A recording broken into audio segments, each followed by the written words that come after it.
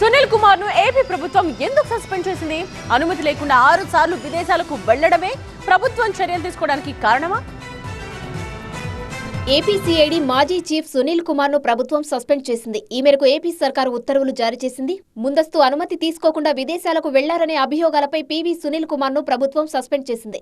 ఈ విధంగా ముందస్తు అనుమతి లేకుండా విదేశాలకు వెళ్లడం ఆల్ ఇండియా సర్వీసెస్ నిబంధనలు ఉల్లంఘించినట్లేనని అధికారులు చెబుతున్నారు. ఏపీ ప్రభుత్వం రెవెన్యూ శాఖ ప్రత్యేక ప్రధాన కార్యదర్శి ఆర్పీ సిసోడియా నేతృత్వంలో విచారణ కమిటీని కూడా ఏర్పాటు చేసింది ఏపీ ప్రభుత్వం. ఈ క్రమంలో పీవీ సునీల్ కుమార్ ను సస్పెండ్ చేస్తూ నిర్ణయం తీసుకుంది. ప్రభుత్వ ఉత్తర్వుల ప్రకారం పీవీ సునీల్ కుమార్ అనుమతి లేకుండా 6 సార్లు విదేశాలకు వెళ్లారని, ఇవి ప్రోటోకాల్ ఉల్లంఘన కిందకు వస్తాయని అధికారులు చెబుతున్నారు. 2024 మార్చిలో Sunil Kumar United Arab Emirates కు వెళ్లారని ప్రభుత్వం స్పష్టం చేసింది. జార్జియాకు వెళ్లేందుకు ఆయనకు అధికార అనుమతి ఉందని, కానీ పీవీ సునీల్ కుమార్ నిబంధనలు ఉల్లంఘించి యునైటెడ్ అరబ్ ఎమిరేట్స్ కు వెళ్లారని తేల్చారు. 2023 సెప్టెంబర్లో ప్రభుత్వం నుంచి ముందస్తు అనుమతి లేకుండానే స్వీడన్ వెళ్లారని, 2023 ఫిబ్రవరిలో సరైన అనుమతి లేకుండా అమెరికాలో నెల రోజుల పాటు ఉన్నారని తెలిపింది.